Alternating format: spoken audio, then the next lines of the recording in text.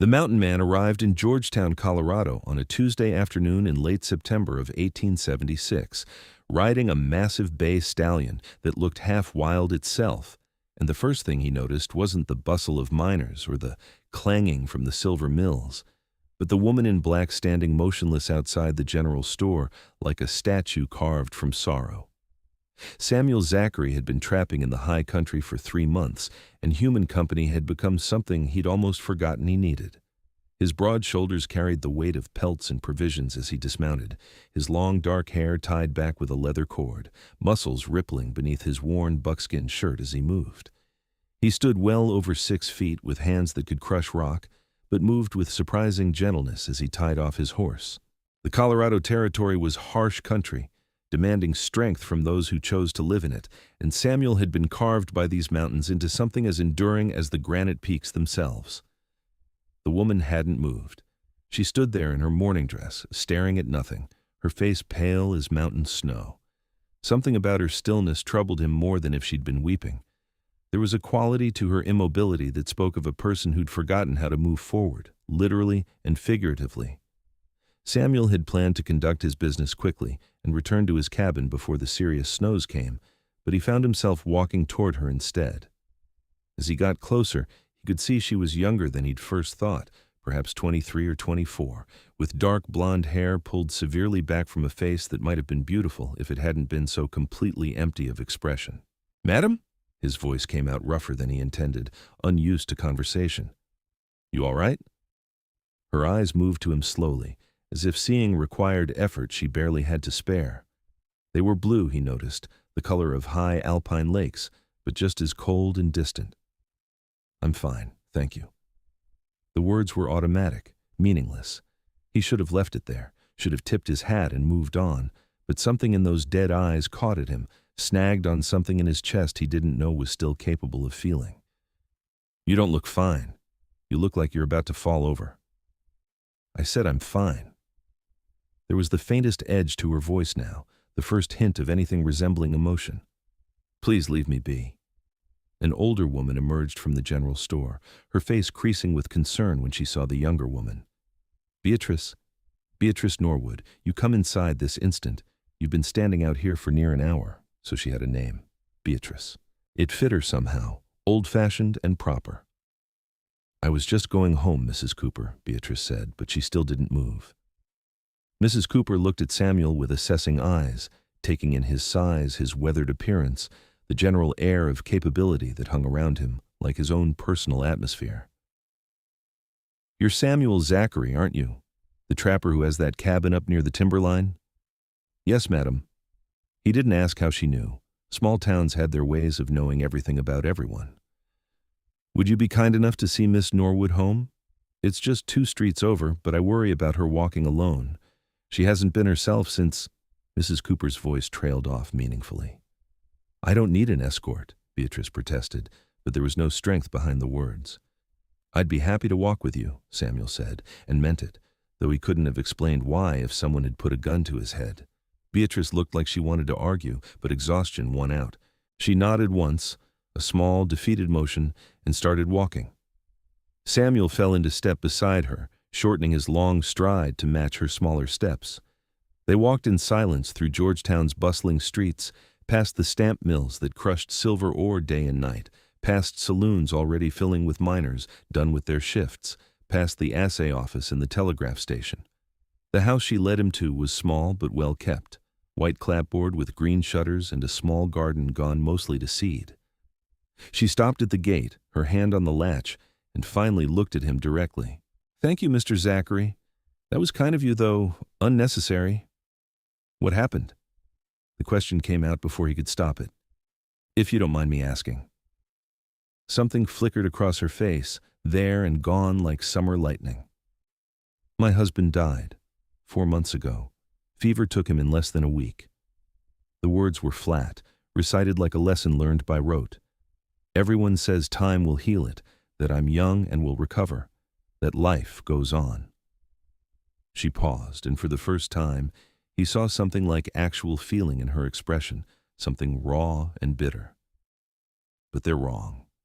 Some things don't heal. Some losses are too big. And I don't want to smile again, Mr. Zachary. I don't want to laugh or feel joy or any of the things people keep telling me I'll eventually feel. Those things died with Thomas, and they're not coming back. With that, she walked through the gate and into her house, closing the door behind her with quiet finality. Samuel stood there for a long moment, staring at that closed door. He'd seen grief before, had felt it himself when his own father died in a hunting accident 10 years back. But this was different. This was grief that had taken root so deep it had become part of the person, inseparable from who they were. Beatrice Norwood wasn't mourning her husband. She'd buried herself alive with him. He should have walked away then, should have gone back to his horse, conducted his business, and returned to the mountains where things made sense and life followed simple rules of survival and endurance. But that image of her standing motionless, already a ghost herself, wouldn't leave his mind.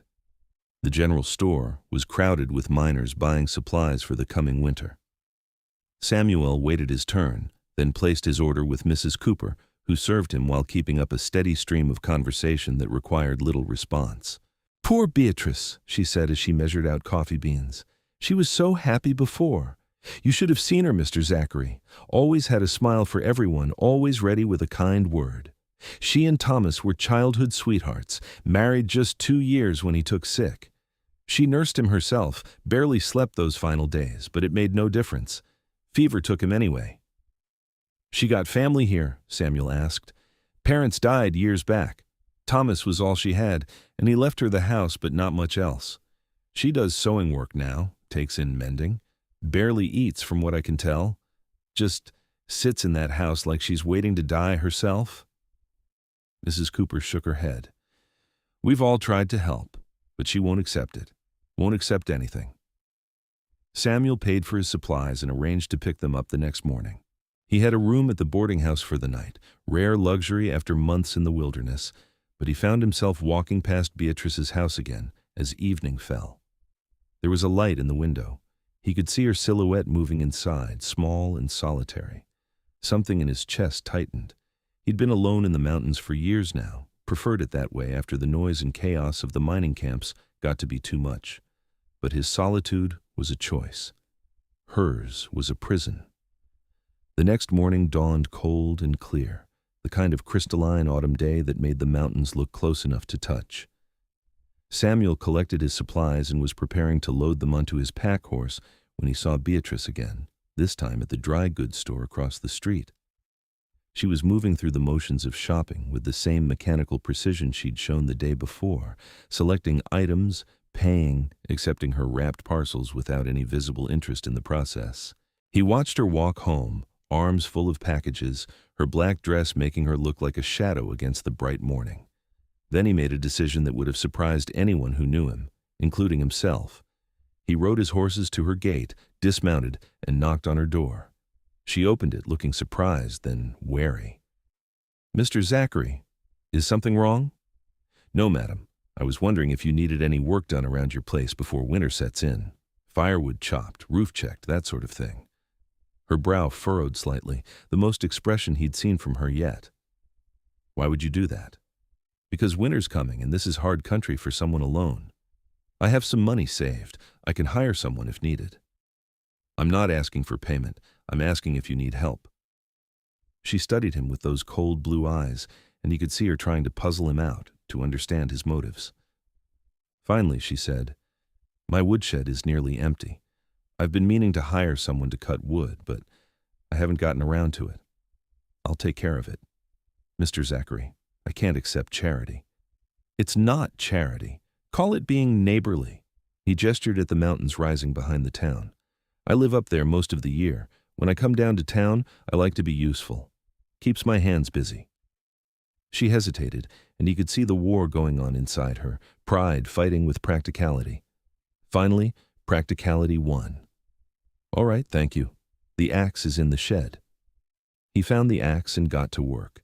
The woodshed was indeed nearly empty, and her small pile of unsplit logs wouldn't last a month. He worked steadily, his powerful arms making short work of the heavy logs, feeling the familiar burn in his muscles that came from honest labor.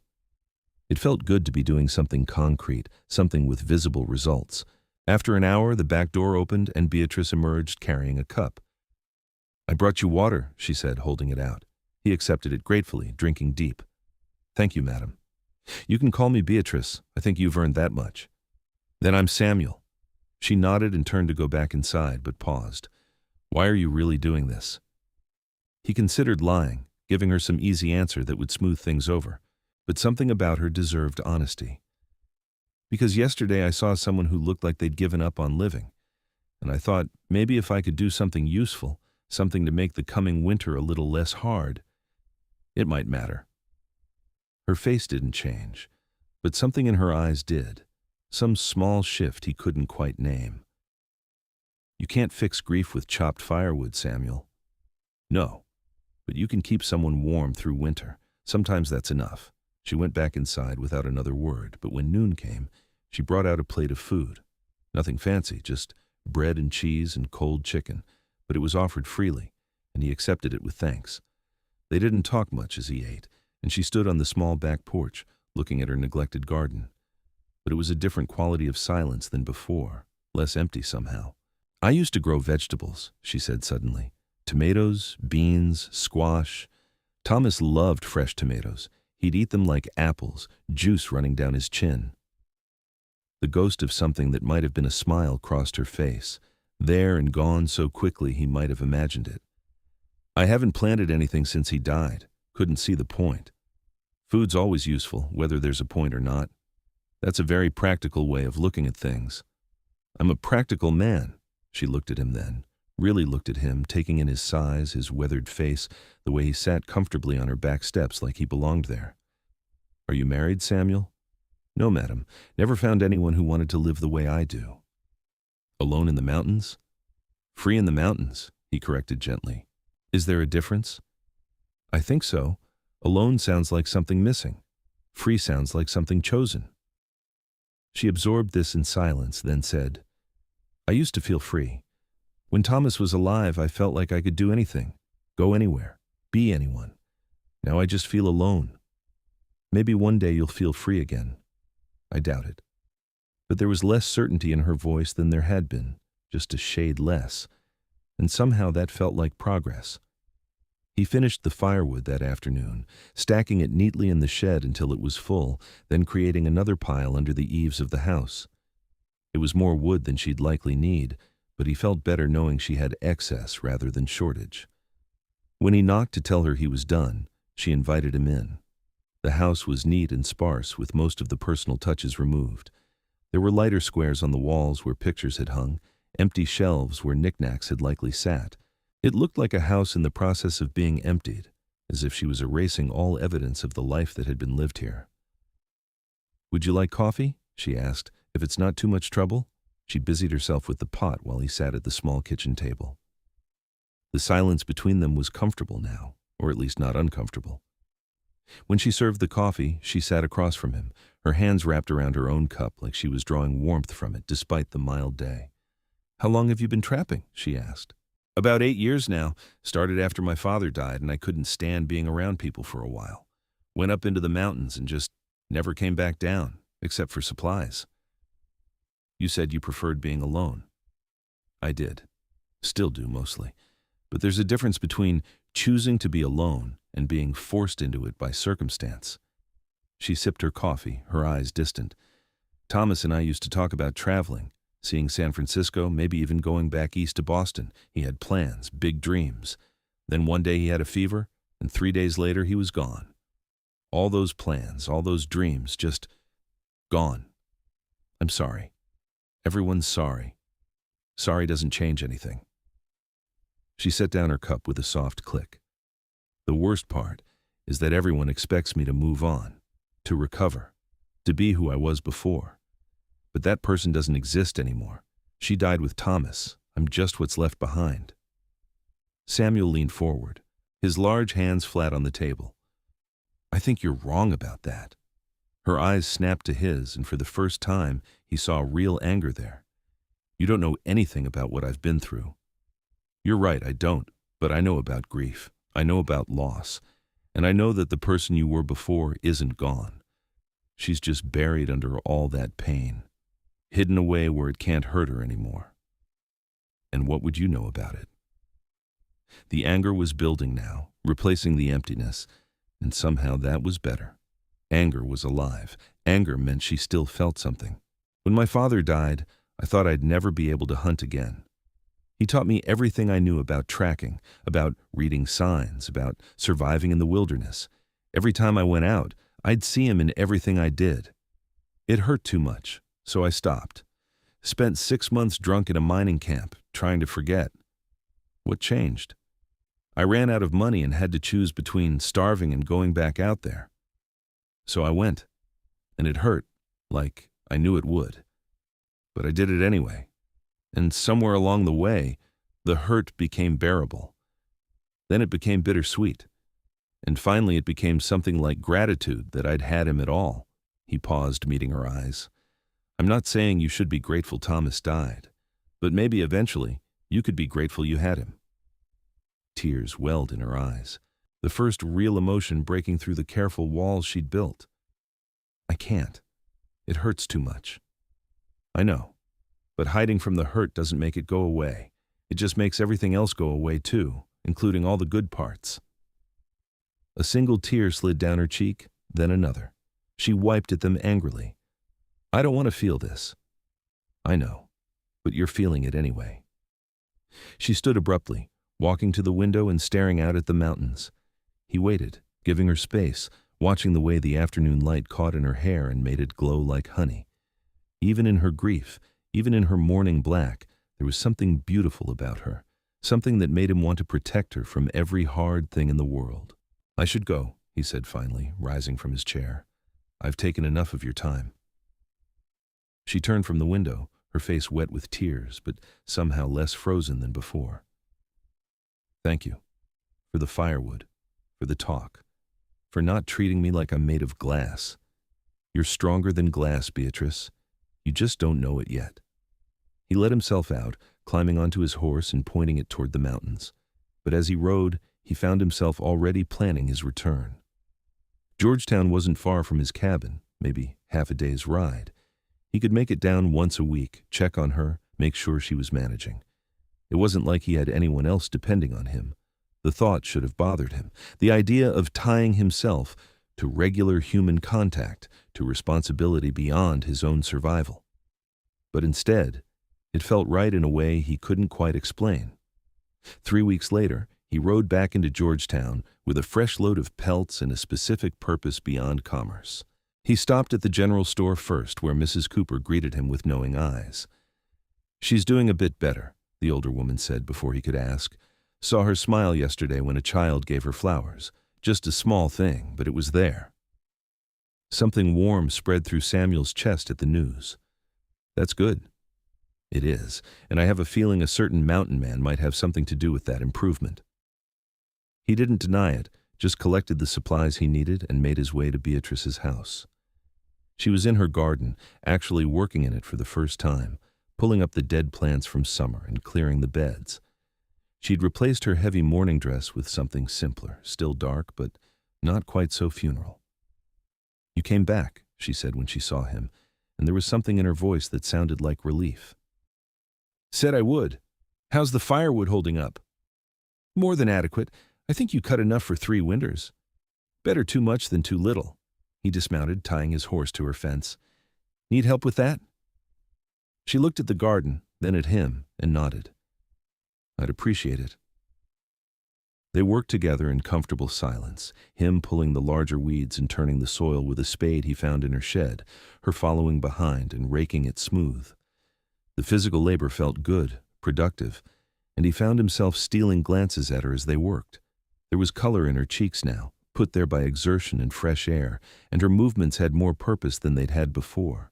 I've been thinking about what you said, she offered after a while, about being grateful for having had Thomas at all. And I'm not there yet. But I'm trying to remember the good times without the good memories being poisoned by how it ended. It's harder than it sounds. I imagine it would be. She sat back on her heels, looking up at the mountains. Do you ever get lonely up there? In your cabin? Sometimes. but it's a different kind of lonely than being surrounded by people and still feeling alone. That's worse, I think. Yes, she said softly. Yes, it is. They finished with the garden as the sun was setting, the mountains going purple in the fading light.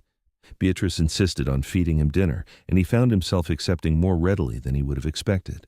Her cooking was simple but good, and they talked more easily now, about small things and large ones, about the coming winter and the silver strikes in the nearby mountains, and whether the railroad would ever make it this far west. "Mrs. Cooper thinks you're courting me," Beatrice said suddenly, a faint blush coloring her cheeks. Samuel paused with his fork halfway to his mouth. "And what do you think?" "I think I'm not ready for anything like that. I may never be ready. It wouldn't be fair to Thomas." "Thomas is gone, Beatrice. He doesn't need your loyalty anymore." She flinched as if he'd struck her. "That's cruel." "It's true. And I think Thomas would want you to be happy, not to bury yourself alive out of misplaced devotion. You didn't know him. You can't say what he'd want." "You're right. But I know you're 24 years old and you've got a lot of life left to live. Seems a shame to waste it." She stood from the table, her hands trembling. "I think you should go." He rose slowly, not wanting to end things on a harsh note, but unwilling to take back words he believed needed saying. "I'm sorry if I upset you, but someone needs to tell you the truth, and it seems like everyone else is too busy being gentle with you." "I didn't ask for your truth." "No, but maybe you needed it anyway." He left, on feeling the weight of her anger following him out the door, but as he mounted his horse and rode toward the boarding house, he didn't regret what he'd said. Beatrice was hiding from life, and someone needed to challenge that, even if it made her angry, especially if it made her angry. Anger was better than the numb emptiness he'd first seen in her. He stayed in town for 2 days, conducting business and making preparations for winter, and he didn't go back to her house. But on the morning he was set to leave, he found her waiting by his horse, a small bundle in her hands. "I made you something," she said quietly, holding out the bundle. "For the mountains." He unwrapped it to find a thick wool scarf, expertly knitted in shades of gray and brown. The work was beautiful, the stitches tiny and even, and he could see the hours of labor that had gone into it. "This is fine work," he said, genuinely moved. "I needed something to do with my hands, and I kept thinking about you up there in the cold." She met his eyes, and he saw uncertainty there, and something that might have been the beginning of warmth. "I'm sorry I got angry. You were right. About Thomas wanting me to be happy, about me hiding, about all of it. You don't need to apologize. Yes, I do. You've been nothing but kind to me, and I repaid that with anger." She twisted her hands together.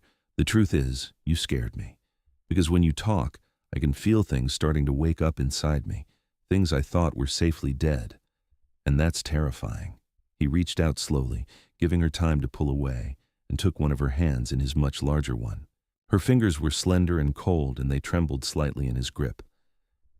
"I know it's scary, but maybe waking up is better than staying asleep. What if I wake up and the pain is too much to bear? Then I'll help you bear it." She looked up at him, and for the first time since he'd met her, something in her face softened. "Why? Why would you do that for someone you barely know?" He wanted to tell her it was just his nature, that he'd do the same for anyone, but that would have been a lie, and she deserved better. "Because when I look at you, I see someone worth saving, and because when I think about riding back up to my cabin and not seeing you again for weeks, something in my chest aches in a way I'm not used to." Her breath caught, and he saw fear and hope war in her expression. "Samuel, I can't make you any promises. I don't know if I'll ever be able to feel the way you might want me to feel." "I'm not asking for promises. I'm just asking you to keep trying, to keep waking up, to let me help if I can." She nodded slowly, then did something that surprised them both. She stepped forward and wrapped her arms around him in a brief, tight embrace. He froze for a moment, then carefully put his arms around her, struck by how small she felt against his bulk, how fragile and precious. When she pulled back, there were tears on her cheeks, but they looked different than before. Less like grief and more like release. "Come back soon," she said. "Please." "I will. 2 weeks, maybe 3 at most.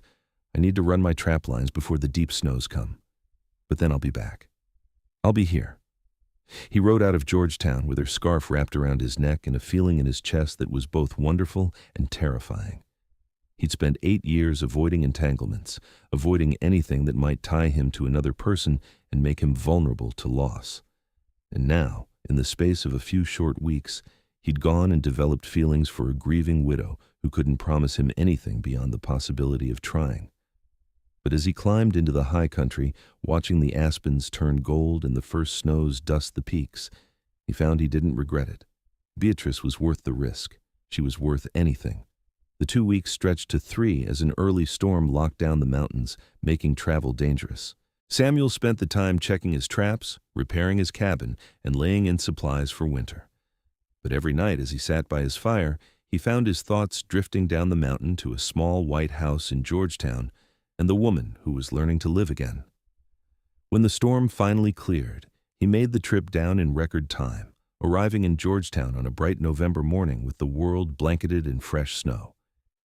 He went to Beatrice's house first, before even checking in at the general store, and found her shoveling her front walk. She looked up at the sound of his horse, and the smile that broke across her face hit him like a physical blow. It was the first real smile he'd seen from her, and it transformed her completely, chasing the shadows from her eyes and making her beautiful in a way that took his breath. "You came back?" she said, leaning on her shovel. "Said I would?" He dismounted, taking in the changes he could see even from the gate. She'd hung curtains in the windows, cheerful yellow things that spoke of someone who cared about her surroundings again. The house looked less like a mausoleum and more like a home. "I've been doing a lot of thinking while you were gone," she said as he approached. "About what you said, about waking up, about Thomas and what he'd want, about what I want." "And what do you want?" She met his eyes steadily. "I want to try. I want to see if I can feel things again without it destroying me, and I want you to help me." "I can do that," she smiled again, smaller this time, but no less genuine. "Mrs. Cooper is going to be insufferable when she finds out you're courting me for real now." "Is that what we're doing? Courting?" "I think so, unless you have some objection." He laughed, the sound surprising him with its warmth. "No objection at all." Over the following weeks, Samuel found himself making the trip to Georgetown more frequently, his cabin in the mountains becoming less of a home and more of a way station. He told himself it was necessary, that he needed to check on Beatrice and make sure she was managing, but the truth was simpler and more profound. He was falling in love with her. He saw it happening and couldn't stop it, didn't want to stop it. Every time he saw her, she was a little more alive, a little more herself. The empty numbness was fading, replaced by genuine emotion, genuine engagement with the world. She laughed now, sudden bright peals that startled her as much as they delighted him. She'd started baking again, bringing pies to church socials and bread to neighbors. The house filled with little touches that spoke of someone who cared about living, not just surviving. And she smiled. God, how she smiled. It started small, little upturns of her lips when he said something amusing or brought her flowers from the high meadows. But as the weeks passed, the smiles grew bigger, more frequent, until the woman he'd first met, standing frozen outside the general store, seemed like a distant memory. They spent long evenings together, talking by her fire while the winter wind howled outside. She told him about her childhood in Pennsylvania, about coming west with her parents and meeting Thomas when they were both just 16. She told him about the early days of their marriage, the hopes and dreams they'd shared, the plans they'd made. And slowly, carefully, she began to make new plans. Small ones at first, planting her garden in spring, maybe getting a cat for company, learning to ride a horse. But plans nonetheless, evidence of a future she was beginning to believe in again. Samuel told her about his life in the mountains, about the solitude and the savage beauty of the high country. He told her about tracking elk through snowstorms, about finding hot springs hidden in remote valleys, about the way the sunrise looked from above the clouds. And he realized, as he talked, that he was trying to share his world with her, to give her a glimpse of the life that had sustained him for so long. December came, bringing serious snow and bitter cold. Samuel moved into the boarding house semi-permanently, unwilling to risk the mountain passes but also unwilling to be far from Beatrice. They spent Christmas together, a quiet affair with just the two of them and a simple meal she'd prepared. She gave him mittens she'd knitted to match the scarf, and he gave her a small carving he'd made during the long evenings in his cabin, a wooden bird with wings spread as if in flight. "It's beautiful," she said, running her fingers over the smooth wood. "What kind of bird is it?" "An eagle, for freedom, for soaring above the things that try to hold you down." She kissed him then, the first time she'd initiated such contact, and it was sweet and tentative and full of promise. When they broke apart, her eyes were bright with unshed tears. "I love you," she said, the words seeming to surprise her. "I didn't think I could ever feel this way again, but I do. I love you, Samuel Zachary." His heart felt too large for his chest, threatening to burst with the enormity of what he felt. "I love you too, Beatrice. Have since the first day I saw you, I think, even if I didn't know it then." "What are we going to do about it?" she asked, a hint of mischief in her voice that he'd never heard before. Well, I suppose the traditional thing would be for me to ask you to marry me." "Is that what you're doing? Asking me to marry you?" "I reckon it is, if you're willing to have a mountain man who's better with animals than people and likes his solitude more than most folks think is healthy." She laughed, full and bright and joyful. "I'm willing on one condition." "Name it." "That you teach me about the mountains, that you take me up there and show me all the things you've told me about. I don't want to just hear about your world, Samuel. I want to be part of it. It's hard country, unforgiving. So was losing Thomas, so was learning to live again. I'm stronger than I look." He pulled her close, marveling at how perfectly she fit against him despite their difference in size. "That you are. Strongest person I know, I think." They were married in late January of 1877, in a simple ceremony at the small church in Georgetown with half the town in attendance. Beatrice wore blue instead of white, a practical choice for a widow remarrying, but Samuel thought she'd never looked more beautiful. Her smile throughout the ceremony was radiant, genuine, the smile of a woman who'd clawed her way back from the edge of despair and found something worth living for on the other side. Mrs. Cooper cried through the entire service, then cornered Samuel afterward to tell him she'd known from the start they were meant for each other. He bore her enthusiasm with good grace, amused by her need to claim credit for the match. They spent their wedding night at Beatrice's house, which would soon be their house together. Samuel was gentle with her, knowing that the physical aspects of marriage might bring up memories of Thomas, might be painful in ways she hadn't anticipated. But she came to him with a kind of desperate tenderness, clinging to him in the darkness, and he held her through the tears that came after, understanding that grief and love could exist in the same space, that one didn't negate the other. "I'm sorry," she whispered against his chest. "I thought I was ready for this." "You are ready. This is part of it, Beatrice. You don't have to pretend the past didn't happen just because we have a future together." "But it's not fair to you. I should be thinking about you, not... I know who you are. I know what you've been through, and I love all of you, including the parts that still hurt." He stroked her hair, his large hand gentle. "There's no timetable for grief, sweetheart. It'll fade when it's ready to fade, and not a moment before. I can wait." She tilted her face up to kiss him, soft and sweet. "How did I get so lucky to find you?" "I think I'm the lucky one. You're giving me something I didn't even know I was missing." "What's that?" "A reason to come down from the mountain." She smiled against his lips. "You'll still have your cabin. I meant what I said about wanting to see your world. I don't expect you to give up who you are for me. Maybe we can find a middle path. Summers in the high country, winters in town. Best of both worlds." "I'd like that." They made love again, slower this time, easier, and afterward she fell asleep in his arms with a small smile on her face. Samuel lay awake for a while, listening to her breathe, marveling at the turn his life had taken. 6 months ago, he'd been a solitary man with no ties and no plans beyond his next trapline. Now he was a husband with a wife who made him want to build a future instead of just surviving day to day. Spring came late to the Colorado high country that year, with snow lingering well into April. But when the passes finally cleared, Samuel and Beatrice made the journey to his cabin together. She rode the gentle mare he'd bought for her, managing the steep trails with more confidence than he'd expected. When they crested the final ridge, and she saw the cabin for the first time, nestled in a high meadow with towering peaks on all sides and a crystal stream running nearby, her face lit up with wonder. "Samuel, it's beautiful. It's even more beautiful than you described." He felt a surge of pride at her reaction. He'd built this cabin with his own hands, had chosen this spot for its seclusion and its resources, and having her appreciate it meant more than he could say. The cabin was small, just one room with a sleeping loft, but it was well built and weather-tight.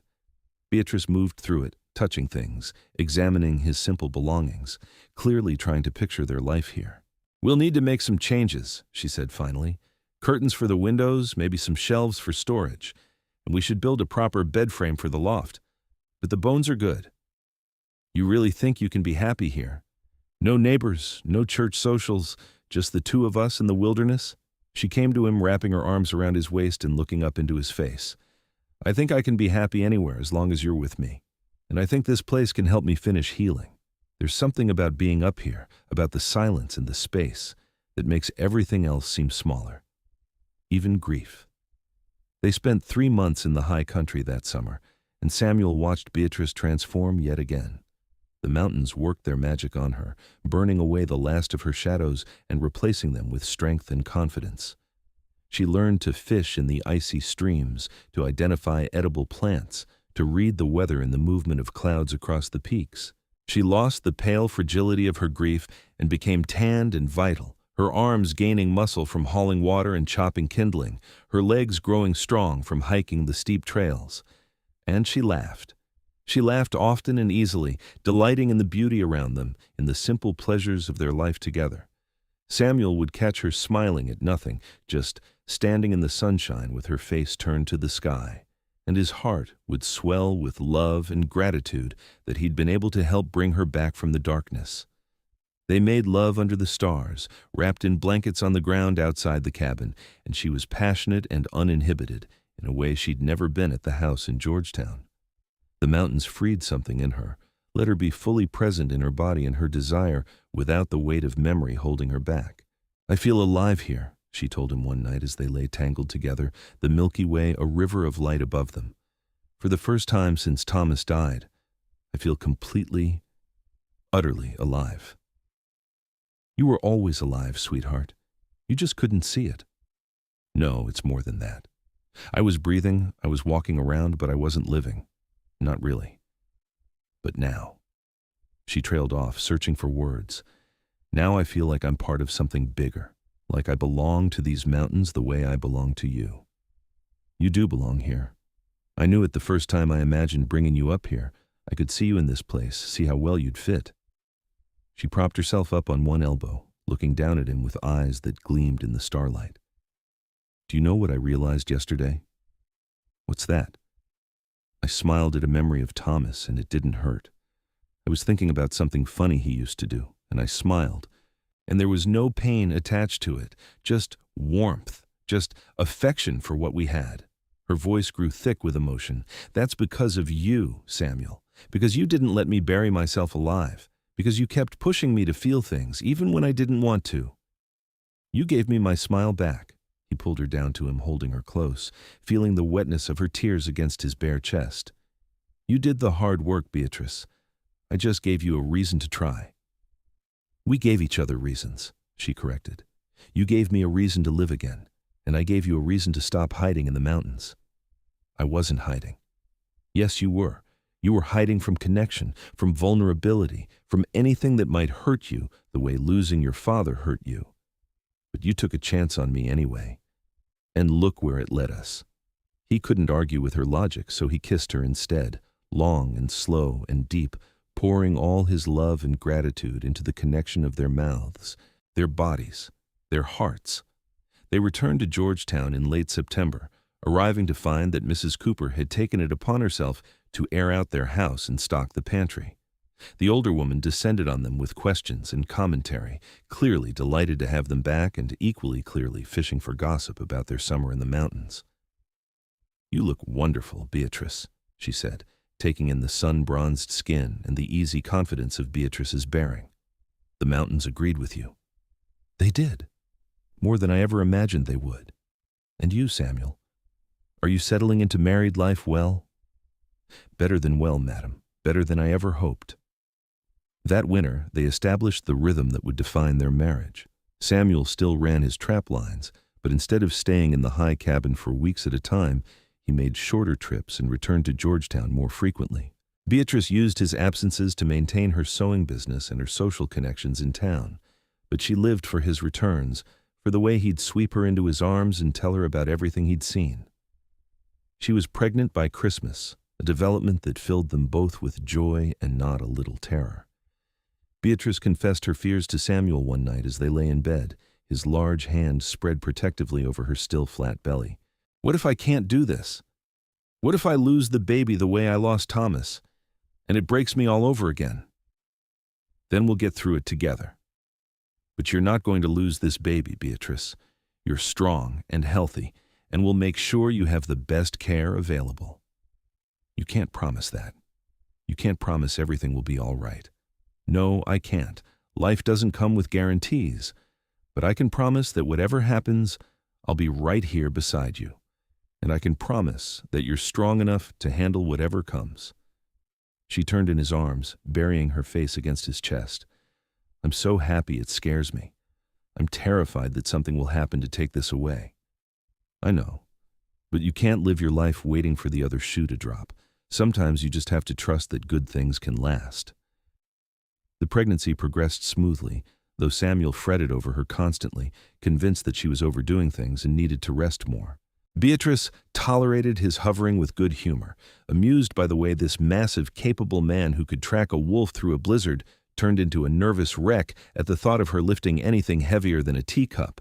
Their son was born in late August of 1877, a healthy baby boy with his father's dark hair and his mother's blue eyes. They named him Thomas Samuel, honoring both the past and the present, and Samuel cried when Beatrice told him the name she'd chosen. "Are you sure?" he asked, holding his son with a tenderness that seemed impossible given the size of his hands. "I don't want you to feel obligated." "I'm sure. Thomas was part of my life, part of who I became. Our son carries both of you, and that feels right." Watching Samuel with their baby son became one of Beatrice's greatest joys. He was so gentle, so patient, so completely besotted with the tiny human they'd created. He'd sit for hours just holding Thomas, talking to him in a low rumble about the mountains and the animals and all the things they'd do together when the boy was older. They didn't make it to the high cabin that summer, not with a newborn, but Samuel didn't seem to mind. He was content to stay in Georgetown, to be near his wife and son, to build the kind of family life he'd never thought he'd have. "Do you miss it?" Beatrice asked him one evening as they sat on their front porch, watching the sunset paint the mountains gold and pink. "The solitude, the freedom of being up there alone?" He considered the question seriously, then shook his head. "I thought I would. Spent so many years convinced that was the only life I wanted. But this is better. This is what I was missing without knowing it. We'll go back, though, when Thomas is old enough. I want him to know that world, to love it the way we do. He will. We'll make sure of it." True to her word, when Thomas was 2 years old and sturdy enough for the journey, they made the trip to the high cabin as a family. The boy was enchanted by everything, from the towering peaks to the chipmunks that chattered at them from the rocks. Samuel carried him on his shoulders through the meadows, pointing out animal tracks and teaching him the names of wildflowers, and Beatrice's heart felt so full she thought it might burst. They had a daughter 2 years later, a tiny thing they named Sarah after Samuel's mother, and then another son the year after that, James. The little house in Georgetown rang with laughter and chaos, with the sounds of children playing and learning and growing. Samuel expanded the house twice, adding rooms to accommodate their growing family, and Beatrice filled every space with warmth and love and the evidence of a life fully lived.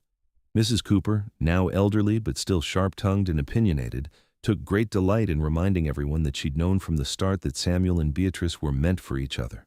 She became the children's honorary grandmother, spoiling them shamelessly and scolding them with equal fervor when they misbehaved. The years rolled by, measured in seasons and harvests, in birthdays and holidays, in the small moments that make up a life. Samuel continued to trap in the winters, though never for as long as he once had, always eager to return to the noise and warmth of his family. Beatrice continued her sewing, teaching their daughter the skill as Sarah grew old enough to hold a needle.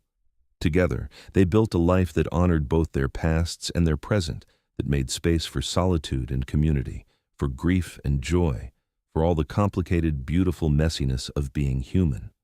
On their 10th anniversary, Samuel took Beatrice back to the spot where they'd first made love under the stars.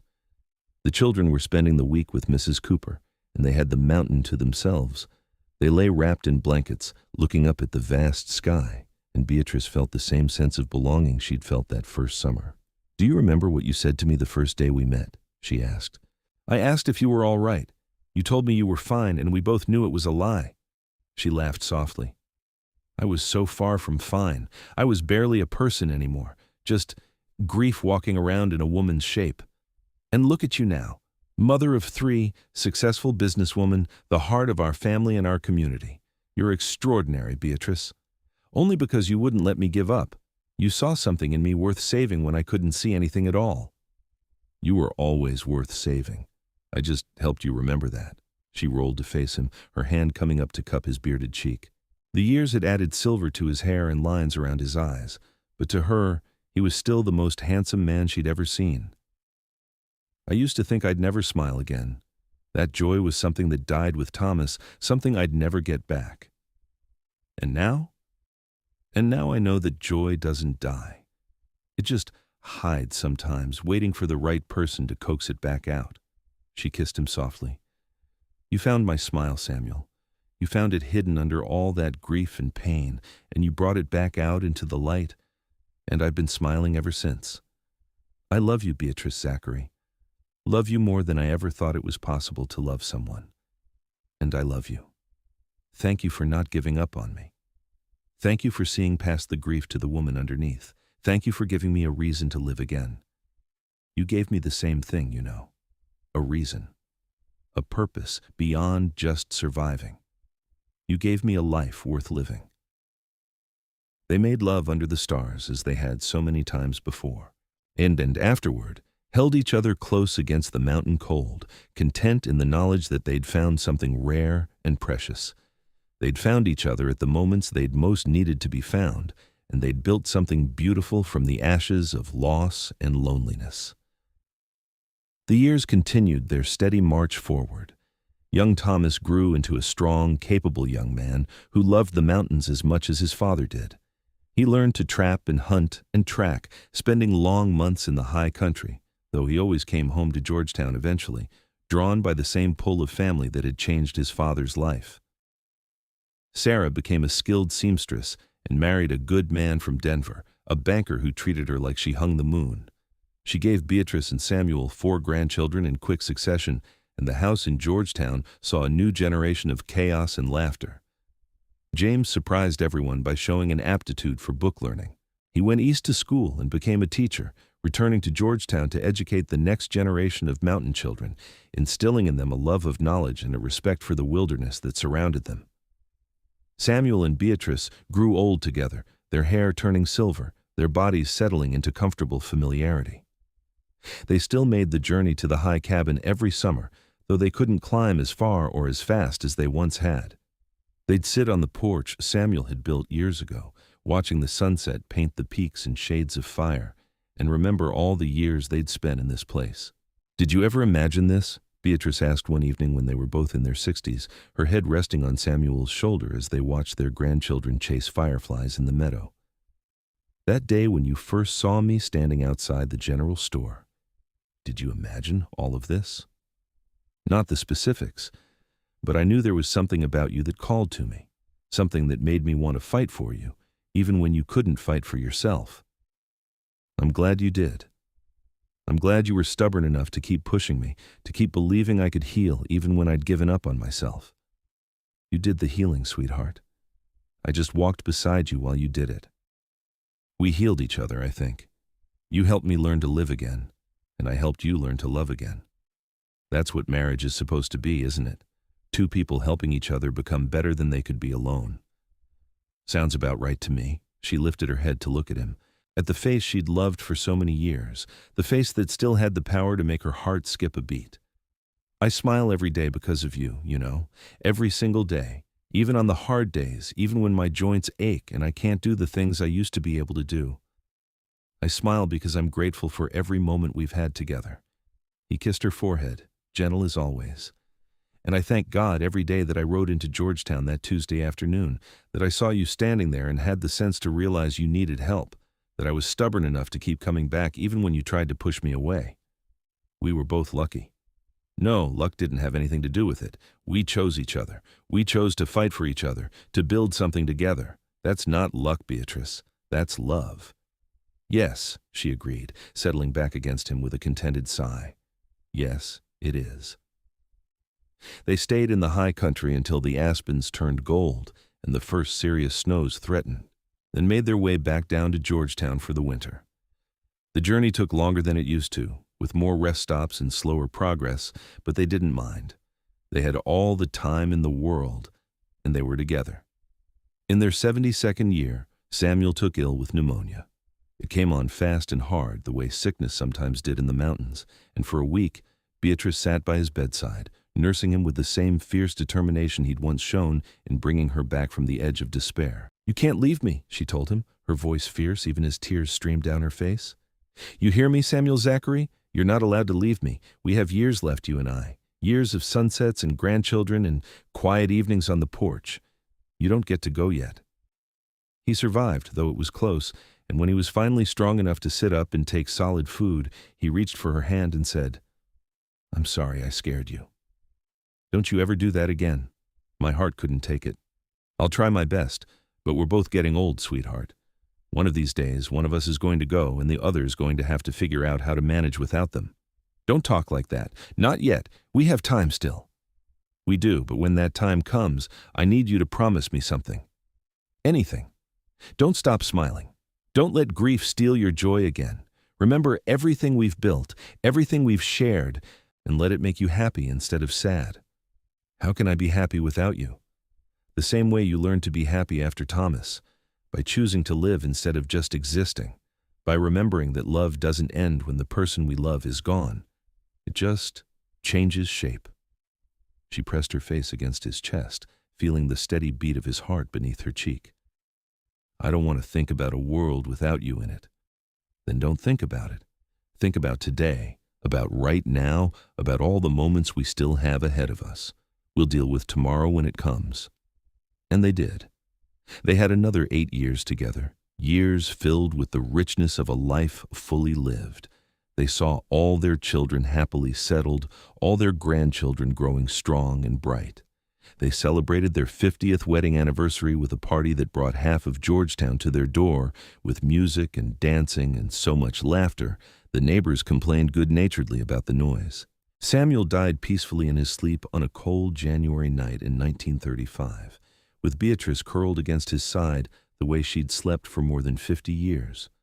She woke to find him gone and spent the day holding him and weeping, saying all the things she needed to say to his silent form before their children came and took him away to prepare for burial.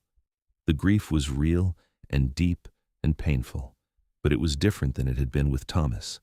She'd had so many years with Samuel, so many memories to sustain her, and more than that, she'd learned how to carry grief without letting it destroy her.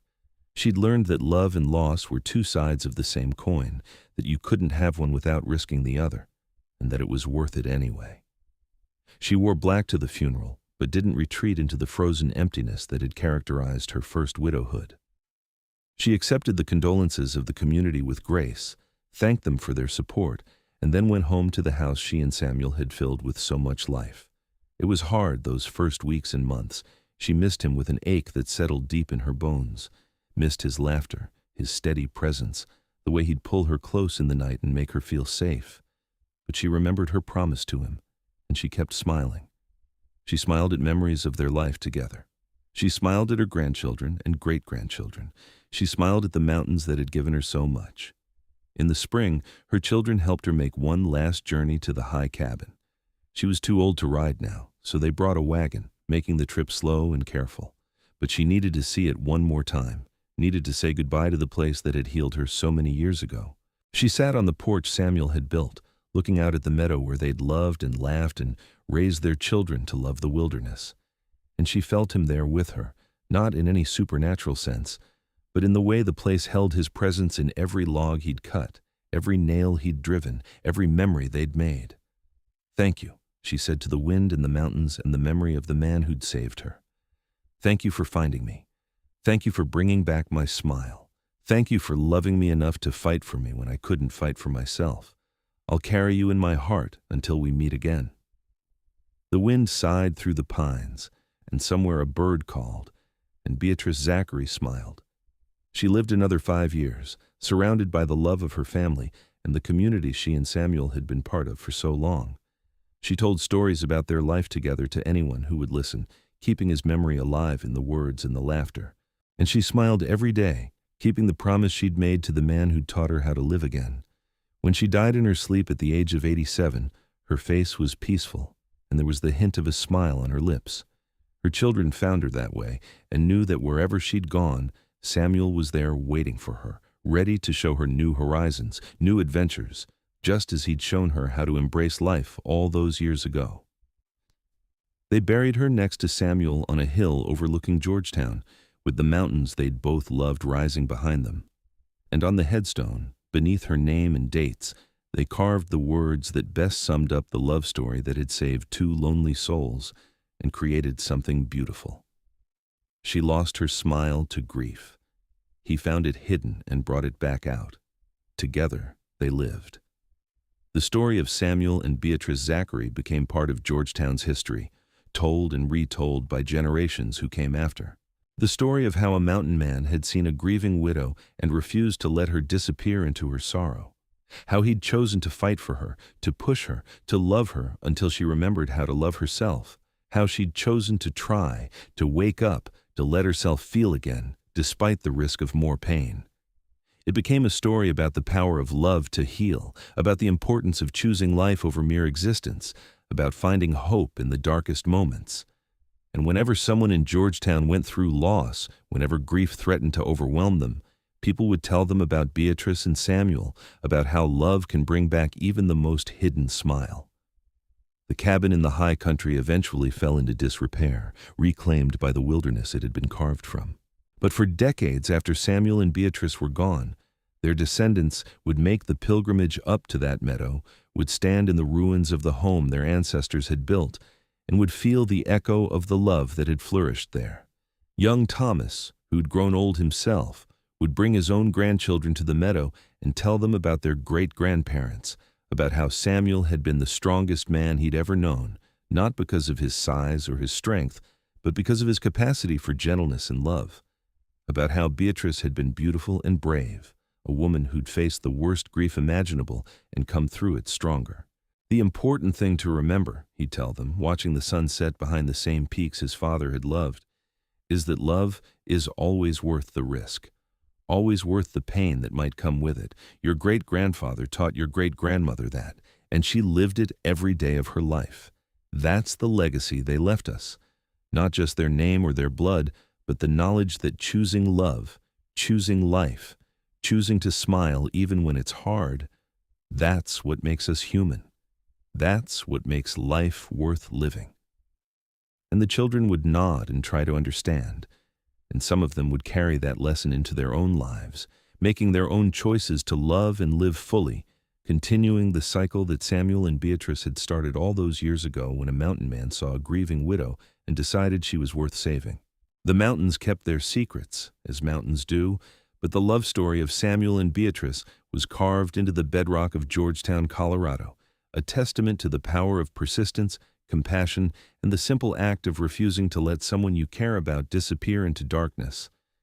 It was a story without a tragic ending, despite the grief that bookended it, because the important part wasn't how it ended, but how they'd lived in between. They'd lived fully. They'd loved deeply. They'd created a family and a legacy that would ripple forward through generations.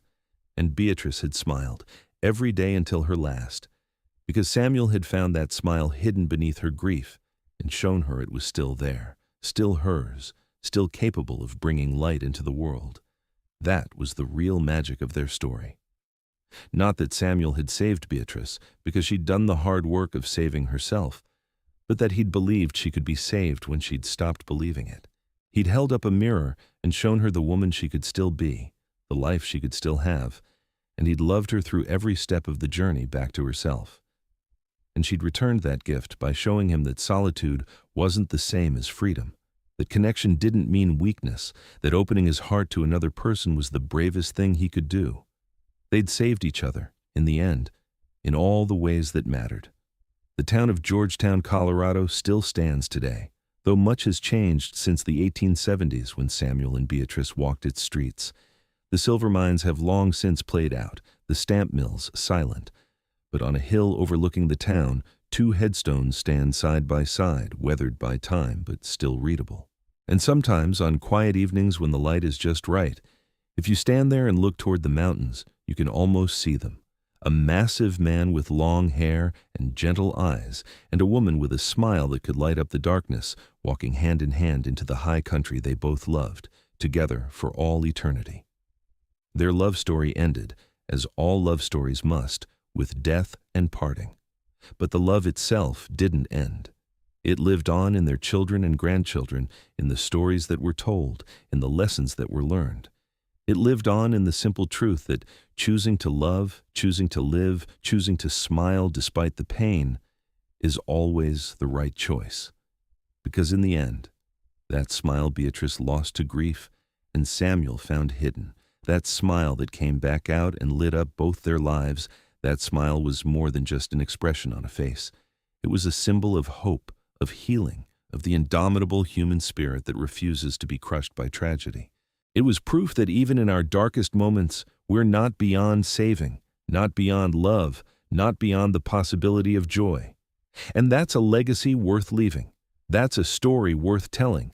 That's a love worth celebrating, generations after the lovers themselves have returned to the earth. Samuel and Beatrice Zachary lived and loved and left the world better than they found it. And really, what more can any of us hope for?